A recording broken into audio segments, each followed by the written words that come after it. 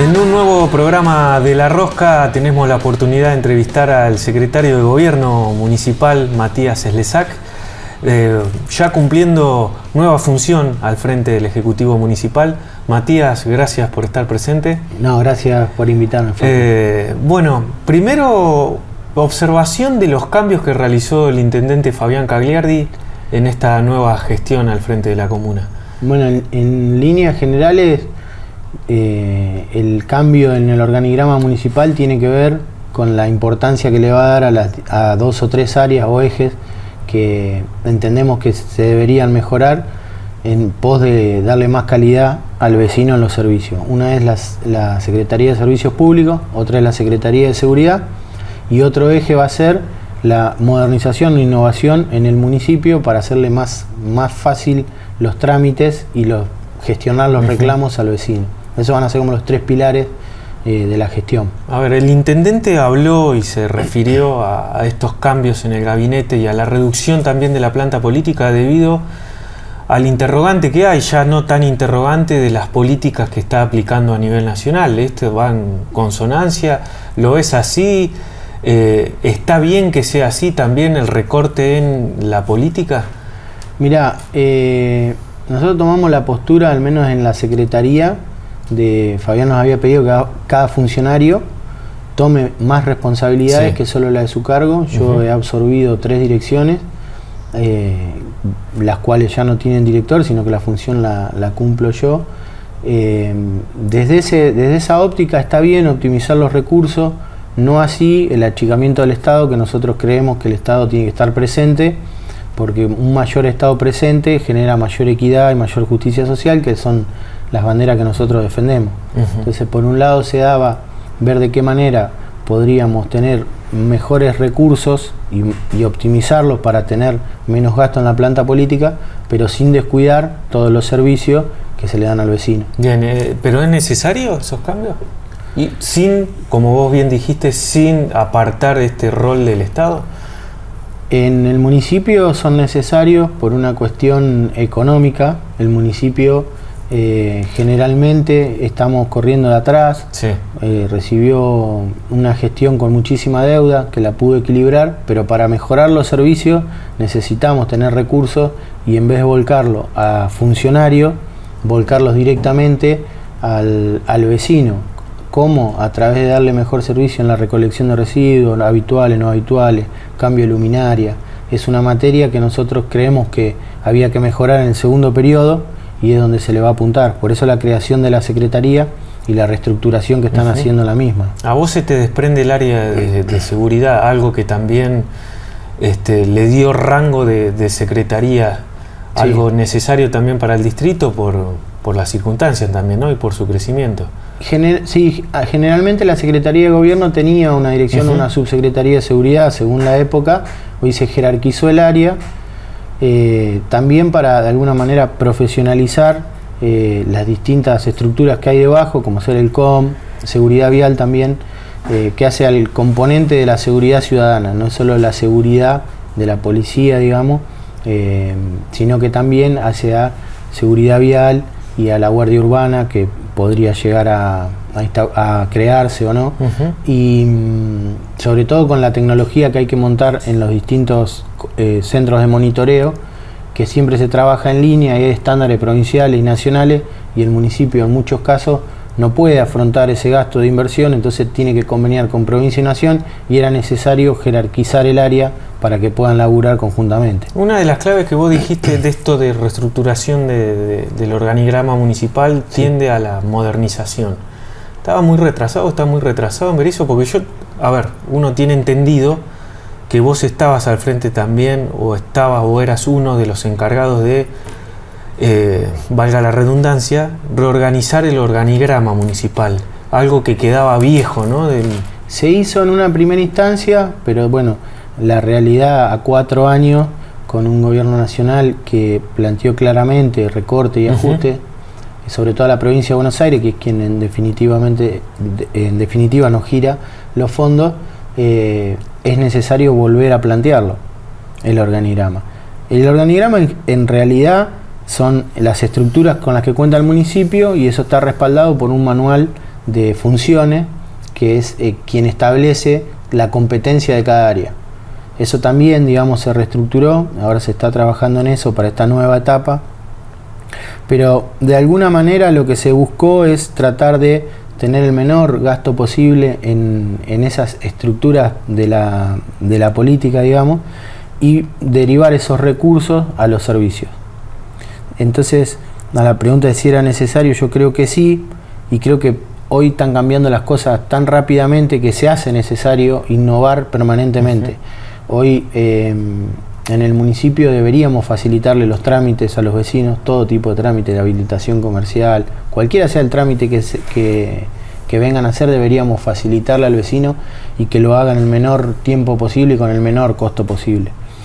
Y también el hecho de despapelizar definitivamente el municipio, que es otro de los proyectos o líneas que vamos a trabajar, como para que también haya mayor dinámica y se elimine esa burocracia que existe generalmente en los organismos, o al menos se reduzca al mínimo.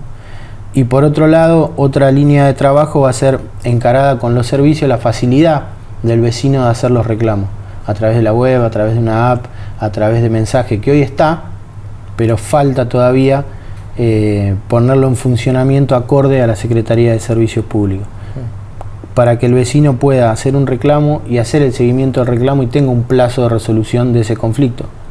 Pues si no, pasa que, digamos, llaman por teléfono, mandan mail, WhatsApp, por ahí no se unifica el criterio y pasan días porque se arregló en una esquina y no en otra. Entonces, de alguna manera tener un registro de los reclamos permite también optimizar los recursos, pues se puede ir arreglando por zona. Digamos, todo esto está, no es un desarrollo nuestro, sino que está probado, que agiliza, mejora y también transparenta la gestión municipal. Bien, hablaste de un área particular, pero modernización, ¿esto le va a tocar a todas las áreas? Esto de sacar, como vos bien dijiste, el papel, digitalizar, ¿es necesario también para cada área del Ejecutivo? Sí, lo van a tener que implementar todas las áreas, porque, digamos, ya no es una pérdida de tiempo, es un gasto innecesario, ni que hablar del tema ambiental, que nosotros también se jerarquizó en la gestión anterior, la Dirección de Ambiente, pero viene con una reestructuración, pues nosotros tenemos que estar muy firmes, sobre todo con un gobierno nacional hoy que no cree en el impacto ambiental que generan grandes empresas, o no creen tampoco en el cambio climático. Nosotros vamos a tener grandes lluvias estos años que vienen, y todo este tipo de cosas tienen que ver con estudios que se han hecho y que avala la ciencia.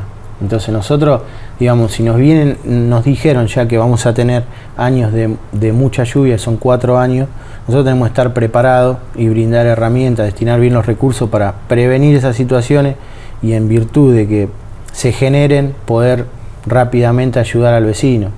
Me parece que la planificación en la gestión hace la diferencia a largo plazo.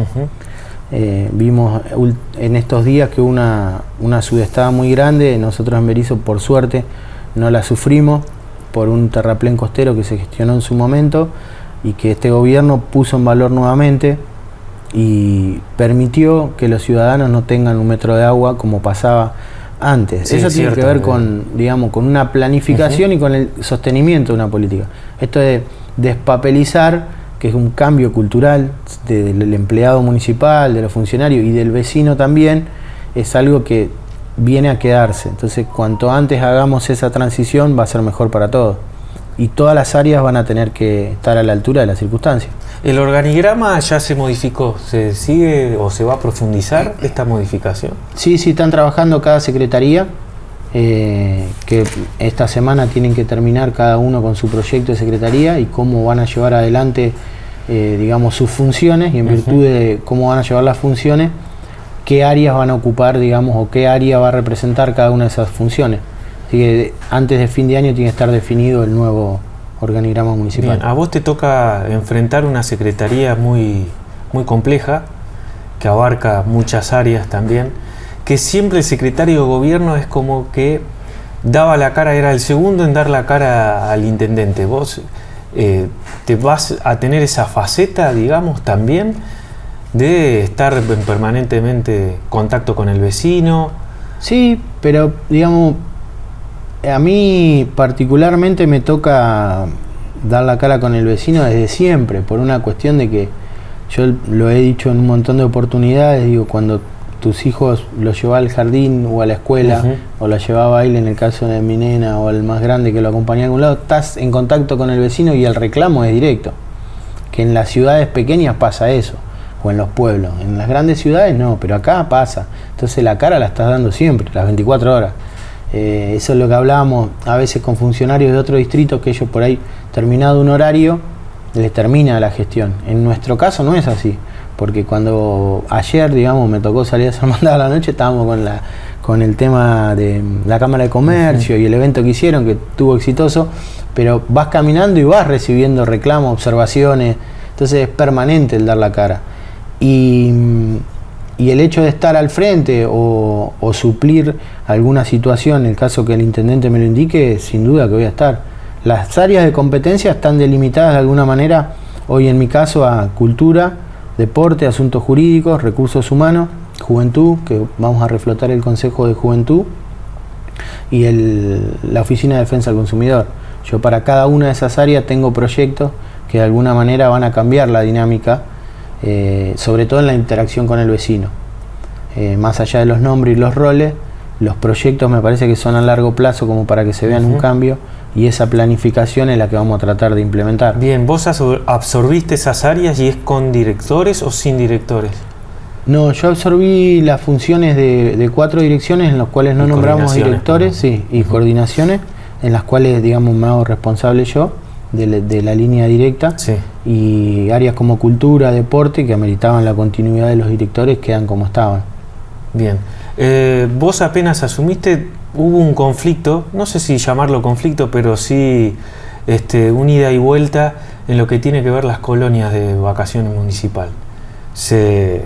A la prensa llegó que se cortaba la colonia por cuestiones nacionales también, o apuntaban y acusaban al gobierno nacional de este recorte que está realizando. En definitiva, ¿se hace, no se hace la colonia municipal? Mirá, yo lo hablaba en estos días, nosotros vamos a hacer una colonia. La colonia tenía la particularidad que el municipio hacía por un lado una colonia y en la provincia hacía por otro lado otra. Lo que hicimos fue juntar a todas las áreas, que no venía pasando, nos lo han dicho desde el área de educación de provincia. Juntamos las 2 áreas, el Consejo Escolar y la Jefatura Distrital de Educación, con deporte, cultura, salud, servicios públicos y gobierno municipal. Y decidimos unificar el criterio y hacer la colonia en conjunto. Entonces los chicos, los 1.500 chicos que venían yendo a las colonias municipales, hoy van a estar en este nuevo formato, que son las escuelas de verano fusionadas con las colonias. ¿Qué implica? Que los chicos van a estar con la misma contención y se les agrega la pata cultural, la pata deportiva y la de recreación. Es decir, van a ir a las instituciones, las 7 sedes predestinadas, donde van a recibir la alimentación, el desayuno y el almuerzo, y en el caso del turno tarde, almuerzo y merienda, y las actividades recreativas, deportivas e incluso talleres de odontología y algunos que van a implementar de salud se les van a estar dando en las 3 sedes donde antiguamente se hacían propiamente las colonias. Así que van a estar las 2 fusionadas, las sedes están las piletas, con lo cual los chicos van a estar interactuando entre las 2 sedes. ¿Pero por qué o qué fue lo que pasó que hubo este rumor que salió dentro del Ejecutivo Municipal de la cancelación? ¿O nunca se pensó o nunca se analizó la cancelación? Siempre se buscó esta alternativa o alternativas.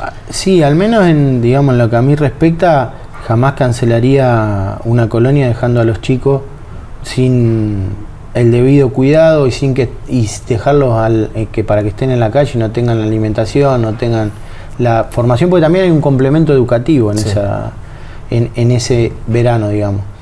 Nunca un gobierno peronista dejaría a los chicos de lado. Entonces, eso no ocurrió ni pasó por la cabeza de ninguno. Sí, esta fusión y el hecho de trabajar en conjunto. Lo que pasa que a veces las cosas, alguna palabra o alguna comunicación errónea genera este tipo de problemas, en virtud, por ejemplo, si nosotros decimos que vamos a despapelizar, no es que no va a haber más expedientes ni se va a trabajar más, sino que ahora el formato es otro, va a ser un formato digital. Sí. Si salieran a decir que en el municipio no va a trabajar más con expedientes y no van a recibir notas, no van a recibir reclamos, no sería cierta la información, porque se van a seguir pero en otro formato. Bueno, en este caso las colonias van a estar con otro formato. La situación ya está, bueno, arreglada. Sí, ayer estuvimos ultimando detalles con la provincia y nos ponían de manifiesto esto. Pero ¿había falta de recursos de la municipalidad para afrontar las colonias? Los recursos siempre en definitiva aparecen. El tema es que cuando vos tenés que optar porque no tenés para cubrir todas las necesidades y hay situaciones que ya están contempladas por otros programas, a veces tenés que fusionarlos y optimizarlos, pues no tiene sentido sostener dos programas que hacen lo mismo, porque en definitiva son los mismos chicos que iban a estar en una colonia o en la otra, en los distintos formatos. Entonces ahora nosotros contemplamos a todos, no solo los 1.500 que estaban o venían yendo a las colonias regulares, sino toda los niños escolarizados y los no escolarizados contemplamos. Y ahora se agrega sala de 3, 4, 5 primario y algunos secundarios. Sí, se amplió el abanico en edad y se amplió en propuestas educativas y culturales y deportivas. ¿Y cómo tomaste, ya que estás a cargo, este comunicado que lanzó la oposición de Juntos por el Cambio de la no cancelación de la colonia municipal? La verdad no lo leí, no sé qué decía, pero bueno, entiendo que producto por ahí de no tener esta información o no habernos comunicado nosotros también con ellos, habrán entendido que no se hacían. Muchas veces, también la falta de diálogo con los distintos sectores generan este tipo de discusiones que se saldan en una mesa dialogando. Yo creo que si, ahora con la explicación que dimos y con el comunicado que va a salir, invitando a la inscripción y demás, creo que va a estar saldado eso. Bien. No creo que haya mala voluntad, del otro lado, ni ningún aprovechamiento. Creo que nosotros, si hubiéramos estado del otro lado, hubiéramos dicho que no se cierren las colonias. De hecho, nunca voy a estar en un lugar donde se cierren colonias o se afecte el derecho de los chicos. ¿Qué se hizo bien y qué se hizo mal? Más que nada, ¿qué se hizo bien para que Cagliardi obtenga un segundo mandato? Yo creo que recibió una situación compleja en el municipio y siempre dio la cara en esto que hablábamos y tuvo mucho contacto con el vecino. Arranca muy temprano, termina muy tarde, está permanentemente en contacto con las organizaciones, las instituciones, los vecinos.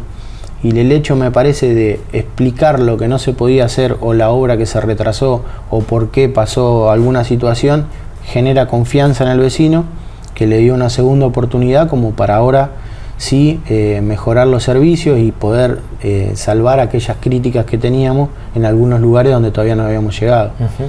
Me parece que tiene que ver con creer en el proyecto de ciudad, que no es un proyecto de ciudad a corto plazo, sino que es a mediano y largo plazo.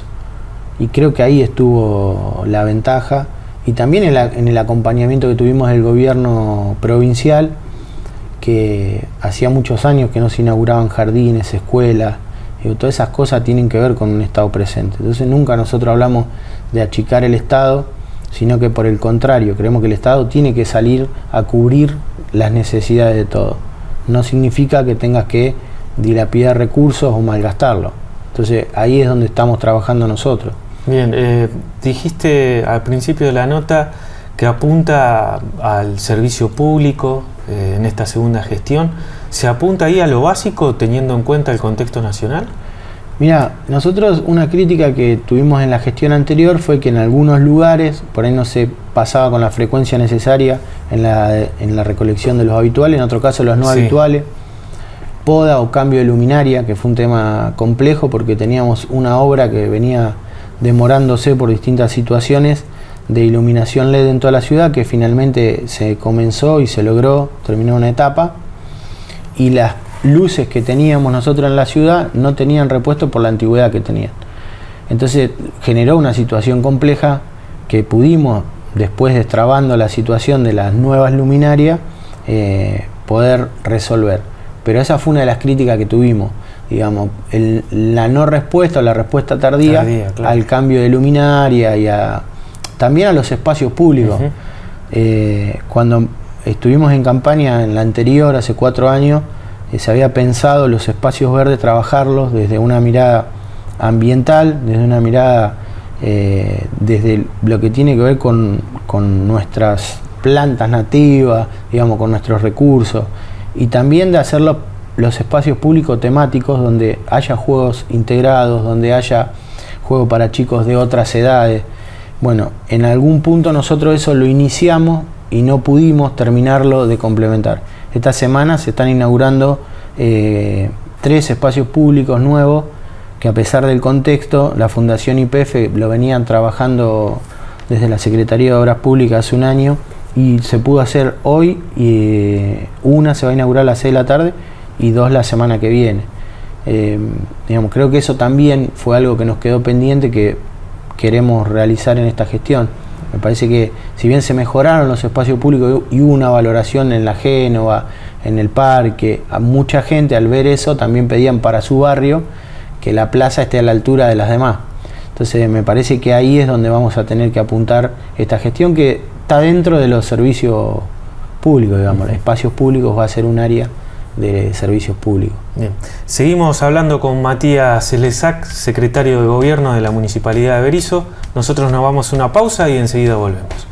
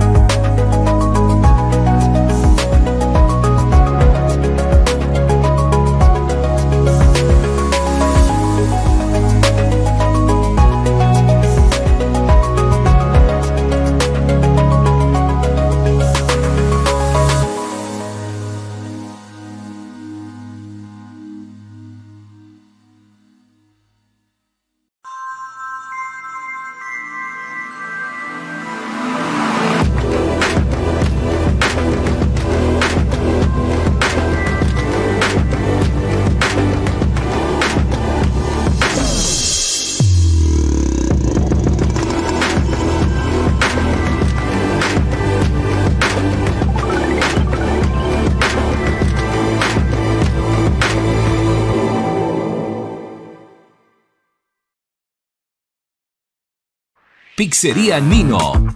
La más amplia variedad de pizzas, empanadas, papas y hamburguesas. Estamos en Avenida Montevideo, entre 12 y 13. Pedidos al 464-5565 y al 221-303-8869. Pizzería Nino.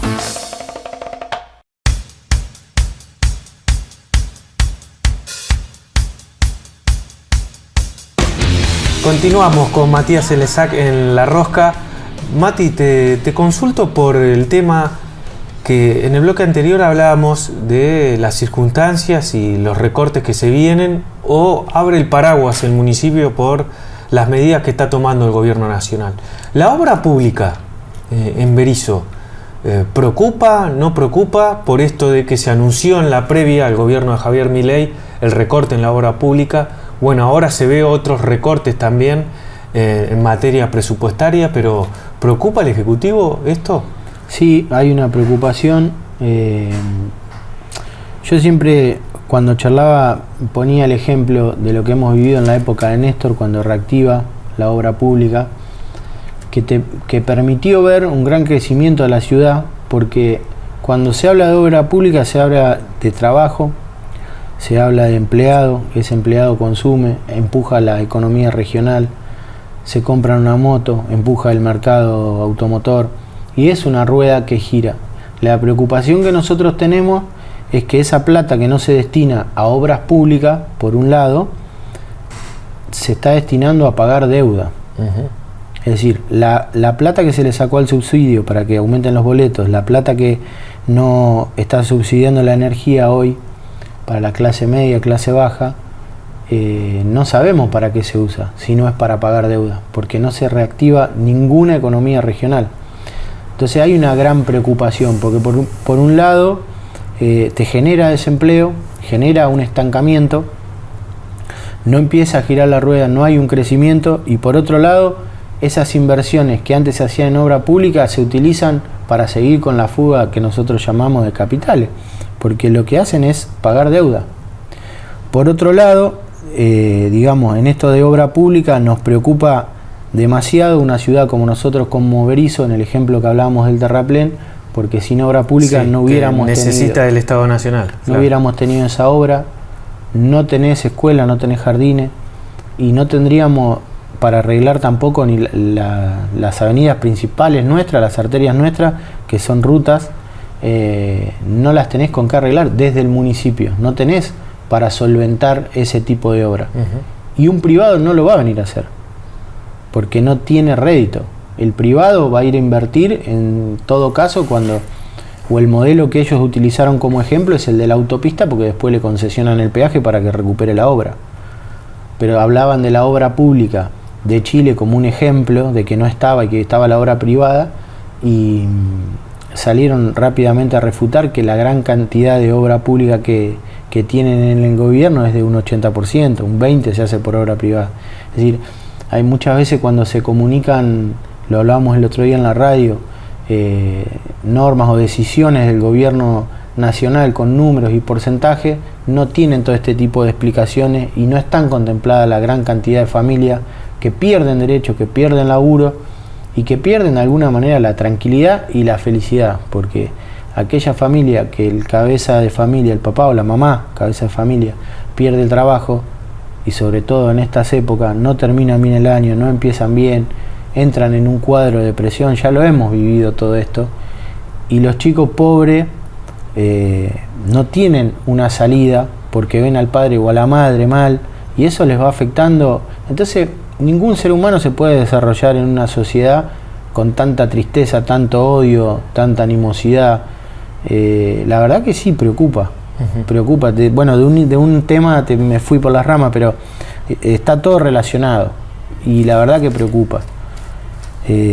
Hoy nosotros en Berisso, que tenemos que impulsar el puerto, que tenemos que impulsar obras que nos tienen que financiar el gobierno nacional o el provincial, tenemos más que nunca apoyar y levantar la bandera de la región capital, porque si no, una ciudad como Berisso no vendrían obras y no vendrían privados tampoco a invertir, porque no tendrían el rédito para recuperarlo. Así todos instalaron un montón de empresas en estos 4 años anteriores que le dieron laburo y le están dando laburo a los chicos. Así que vamos a tener que esperar a ver cómo se desarrollan las medidas del gobierno nacional. Yo creo que el decreto que han anunciado viola las normas constitucionales en su gran mayoría, si no todas. Esto dicho por constitucionalistas, sí, digo, de los distintos partidos, y bueno, vamos a ver el rol que juega el Poder Judicial en esto, que es quien de última interpreta las normas. Ojalá que el Congreso de ambos partidos estén a la altura de las circunstancias y realmente cuiden al ciudadano y al vecino, porque la verdad que creo que no es grato para nadie que se desregule tanto todo, porque no hay país que tenga ese tipo de desregulaciones. Sobre todo cuando vos tenés economías que no son tan fuertes como la del primer mundo. Cuando vos, digamos, la igualdad se da en igualdad de condiciones. Cuando vos no tenés las mismas condiciones no existe la igualdad. existe la injusticia.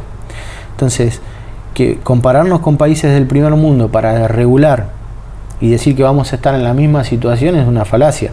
Nosotros tendríamos que tener las mismas condiciones para poder llegar, si se quisiera, a esa meta. Nosotros no estamos en igualdad de condiciones. Un desregule de la economía y que de alguna manera elimine, por ejemplo, los aranceles o las normas protectoras de la industria argentina, lo que va a hacer es destruir la industria. Y nosotros básicamente siempre levantamos y defendimos las mismas banderas. Es decir, privatizar todo lo que es del Estado cuando las empresas del Estado tienen superávit y son exitosas, no tiene más significado que transferir esa pequeña ganancia a un privado. Es decir, vienen a hacer negocio. Ponerle precio a la pasión y a los colores, como puede ser privatizar el fútbol y crearle con sociedad anónima, no tiene que ver con necesidad ni urgencia, no tiene que ver con la economía. Entonces, me parece que le dieron algún programa ya armado, con negocios para unos pocos, con acuerdos para unos pocos, con ventajas para unos pocos, y lo lanzaron como DNU. Yo espero que, si no es el Poder Legislativo, el Poder Judicial en otra instancia determine la constitucionalidad. Yo creo que sí, Facu, no veo otra medida. El gobierno en 10 días generó movilizaciones y manifestaciones de vecinos de clase media, de clase baja, no empujados por ninguna clase política, digamos, reclamos espontáneos, eso hay que escucharlo. Digamos, me parece a mí que la gente que votó con todo el derecho y que ganó el gobierno nacional con mayoría, votó un freno a la inflación, una baja a la inflación y una mejora a la economía. Me parece que no votó un cambio cultural, una desregulación, un ponerle el precio al sentimiento y a la pasión. Me parece que esas cosas no fueron lo que votaron. Entonces creo que en ese DNU de tantas normas, que solo se anunciaron 30, se violan básicamente los principios fundamentales de la Constitución Nacional y en todo caso los de la Constitución Provincial en cuanto que son autónomas del Gobierno Nacional. Así yo espero que los distintos poderes estén a la altura como para poder poner un freno y en todo caso convalidar en conjunto cuáles serían las mejores medidas para el país, porque no vamos a salir adelante si no hay un gran acuerdo hacia dónde tenemos que ir. Bien, desde el Gobierno Nacional hablaron de que este DNU permite que el ciudadano argentino sea libre. Sí, yo, digamos, a veces me juega en contra la sencillez de las palabras, porque cuando uno habla o hablamos de justicia o habla de libertad, uno imagina otra cosa. Digamos, esta libertad de que ellos hablan es solo para el libre comercio y solo para que las tarjetas te pongan el precio y los intereses que quieren, que los alquileres suban y que vos puedas elegir la moneda que quieras, pero no es libertad para el vecino, no es libertad para los ciudadanos nuestros, a mi entender, porque, digamos, aquel que alquila y que le dicen que tiene que pagar en dólares y no cobrás para comprar dólares y no tenés acceso a la compra de dólares, básicamente te están expulsando.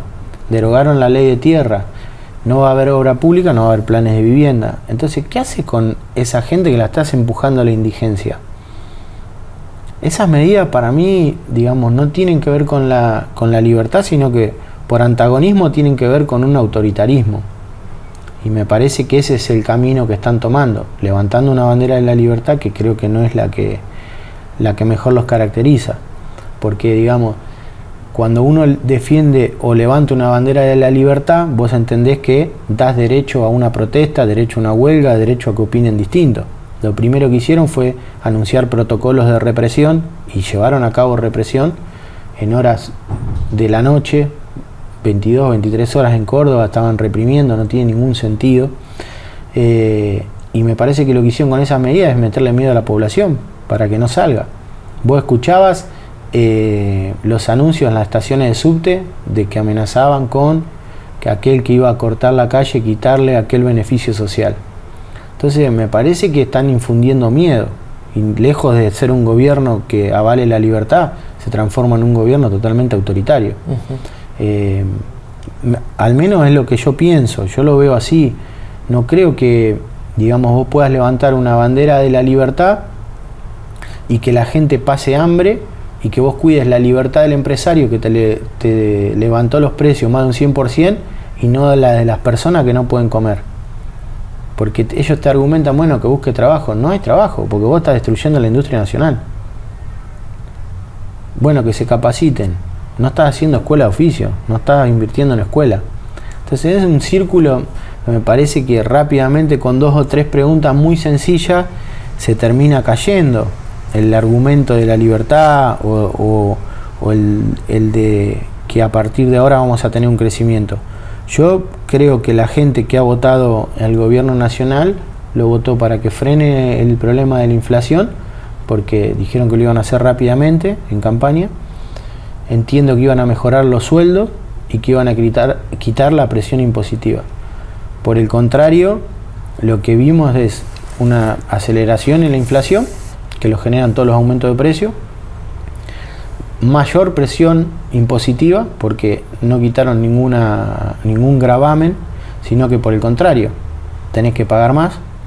Y por otro lado, al perder poder adquisitivo, la presión impositiva significa mucho más, porque vos lo que pagabas 10 con un poder adquisitivo ahora devaluado, a vos te cuesta mucho más. Entonces, creo que hicieron en campaña, o lo que llamaron ellos, que desde nuestro lado se estaba haciendo una campaña del miedo, era una campaña de la realidad. Ojalá y por el bien de los vecinos se tome conciencia de que hay cosas que, digamos, son transversales a todos los gobiernos y el alimento de la población no puede aumentar desproporcionalmente. Bien, pero a ver, Milei en pospaso, paso, generales y balotaje dijo de alguna manera lo que iba a hacer y la gente lo avaló con este 56%.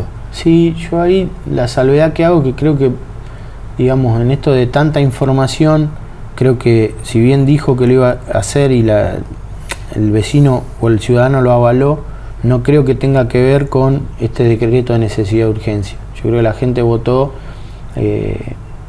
mejorar el poder adquisitivo, bajar la inflación y poder estar mejor. Creo que con esto vamos peor. Esto, a mi entender, retrasa. Digo, ¿cuál es el decreto de necesidad de urgencia de privatizar los clubes de fútbol? Yo no le veo ningún sentido a eso, salvo algún negocio de alguien que lo haya apoyado, que tenía intereses en que eso pase y no lo pudo llevar a cabo en su momento. ¿Te refería a Mauricio Macri? Yo creo que sí. Yo creo que ese pliego se lo han armado y lo firmó, digo, no quiero decir que a ciegas, pero me parece que se lo impusieron en virtud del acompañamiento que le dieron para el balotaje. Hablábamos de esto de que prometió, que dijo lo que iba a hacer, prometió una cosa, pero ¿hay autocrítica también de por qué se llegó a esta situación? ¿El peronismo más que nada? Yo creo que no pudo resolver en 4 años la heladera llena como había prometido Alberto Fernández, sin embargo terminó con más del 140% de inflación, con una contundente derrota en el balotaje, cuando se esperaba tal vez otra cosa, pero ¿hay autocrítica? Yo al menos en los ámbitos de discusión que nosotros tenemos la genero, porque obviamente que si hubiéramos hecho las cosas bien el gobierno nacional no se hubiera perdido. Creo que un gobierno peronista nunca puede avalar... no hubiese existido estas alternativas. O estas alternativas. En un gobierno peronista el número de pobres que tenía no es viable. Nosotros cuando hablamos de justicia social y cuando hablamos de la ayuda a los más vulnerables o a los más humildes o a los que están desprotegidos, de alguna manera creo que nos faltó estar a la altura de las circunstancias en ese sentido. Y yo creo que el gobierno nacional o quienes nos representaron en ese momento no estuvieron a la altura de las circunstancias. Eso es así. Digamos, la gente eligió otro camino, si querés hasta radicalizado en las propuestas. Sí. ¿Cambió la forma de hacer gobierno o pidió una nueva forma de hacer gobierno? Bueno, yo lo que me apena o lo que duele es que esa gente que votó de alguna manera votó a su verdugo, en el sentido de que uno de los mayores eslogan era la casta política, y lo primero que hace es nombrar a la hermana y nombrar a todo el gabinete y todos los familiares en cargos altos de las funciones nacionales y meter a la casta bursátil y la casta económica de la Argentina de años adentro del gobierno.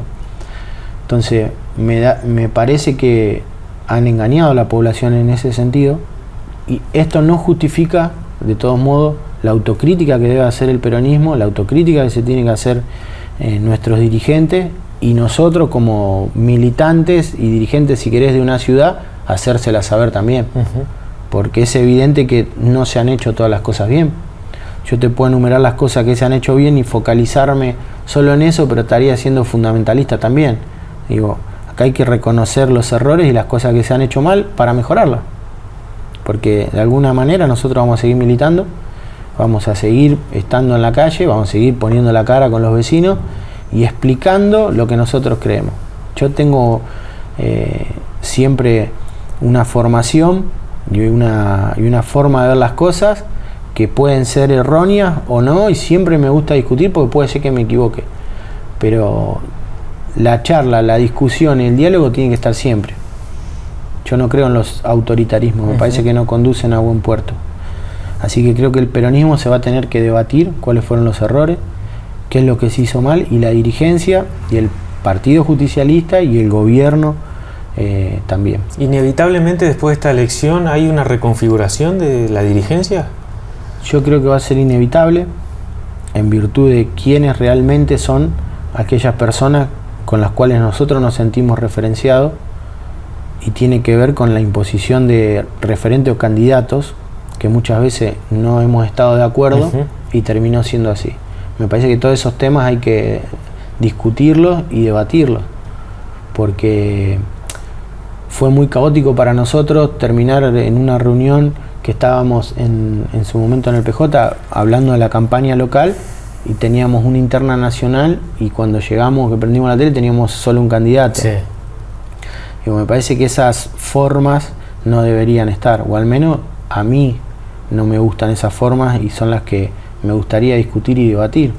¿Quién es para vos, o en estas circunstancias, el que puede ser el dirigente que encabece esta nueva alternativa del peronismo? Porque sí o sí el peronismo debe buscar una alternativa, no dejar atrás del pasado, pero ver con perspectiva a futuro de ser una alternativa real otra vez de poder. Yo creo que en ese caso el gobernador, yo creo que Axel Kicillof va a tener una gran responsabilidad, sobre todo porque gobierna la provincia de Buenos Aires, hizo una muy buena gestión y él sí de alguna manera levantó las banderas que nosotros creemos que hay que levantar, y después se reconfigurará también en el mapa de la provincia de Buenos Aires aquellas intendencias peronistas que tienen trayectoria y que el vecino le ha avalado la gestión a lo largo de los periodos. Entonces creo que el rol de los intendentes, sobre todo en la región capital, que Fabián fue respaldado por casi un 60%, Mario hizo lo propio, se recuperó la ciudad de La Plata, yo creo que esas intendencias van a tener un rol importante en lo que viene. Con lo cual creo que las alternativas van a ser entre los de liderazgo, ¿no? Entre estos intendentes de la región capital, algunos intendentes de la primera o tercera que tengan una trascendencia en su gestión, y el gobernador a la cabeza. ¿Ves ese panorama? Yo creo que sí. ¿De las reconfiguraciones gobernador e intendentes? Para mí tiene que venir por ahí. El gobernador, sobre todo, también teniendo las relaciones con otros gobernadores que están en la liga de gobernadores, sí, que tienen otra realidad, porque también cada provincia es muy particular, no solo en cuanto a su economía regional, sino que en cuanto a su densidad poblacional y en cuanto a su estructura. Tenés empresas que tienen más fábricas en el sur, o tenés alguna empresa o alguna provincia que está más enfocada al turismo en el norte. Es decir, cada provincia tiene su particularidad. Entonces me parece que en ese mapa de liga de gobernadores, de intendentes que tienen ciudades que son como provincia, van a estar los nuevos liderazgos. ¿Ves duro la realidad del país ahora que sos funcionario y que te toca atravesar 4 años? Yo la veo complicada. Me parece que otra vez tenemos un diciembre de nerviosismo complicado, y me parece que el mayor efecto que tuvo toda esta batería de medidas y los protocolos anti-manifestación, y también se quiso quitar el derecho a huelga, derechos consagrados ya constitucionalmente, me parece que lo que generó es gran preocupación en la familia. Entonces hoy aquellos trabajadores de YPF, de las empresas y todos los que se ven relacionados con los clubes, con todas las medidas que nombraron, están preocupados por un futuro incierto. Y cuando vos tenés un futuro incierto, te genera distintos tipos de trastornos que sin duda afectan a la familia y sin duda afectan a la comunidad en su conjunto. Entonces, mi preocupación es que vemos la gente enojada, vemos vecinos o gente que por ahí no consiguen quitarse esa inquietud, porque nosotros no la podemos evacuar esa inquietud, porque hoy hay plazos y formatos que se tienen que dar para ver si se promueve o no el decreto, aunque yo creo que no. Pero digo, en cada familia es muy particular su incertidumbre y ese hecho futuro incierto que le genera tanta preocupación y malestar en su familia. Eso se traslada al barrio y el barrio en la comunidad, y la verdad que es preocupante porque hay mucho vecino que está mal, están muy cargados. Nosotros estamos para escuchar, para ayudar y para poder estar en la respuesta inmediata, o al menos yo en cada lugar que voy siempre digo que las puertas están abiertas para que vengan a conversar y tratar de solucionar los problemas, que a veces es uno a uno. A veces no podés desde el municipio darle una solución a las distintas familias, porque a veces viven en distintos lugares, pero digamos las problemáticas puntuales y ir solucionándolos de a una, yo estoy dispuesto a hacerlo, ir abordando cada hecho puntual, porque son distintas las preocupaciones de todos también. Ojalá estemos a la altura, Facu, y yo voy a tratar de dejar todo, voy a dejar todo, porque digamos me pusieron en un lugar, en un momento muy particular, y yo debo estar a la altura de las circunstancias, y me formé y de alguna manera milité y transité distintos caminos que me llevaron a este lugar. Así que yo espero estar a la altura y poder decirle al vecino que tiene un vecino en funciones para poder solucionarle su problema. Gracias, Matías. No, por favor, gracias por la invitación.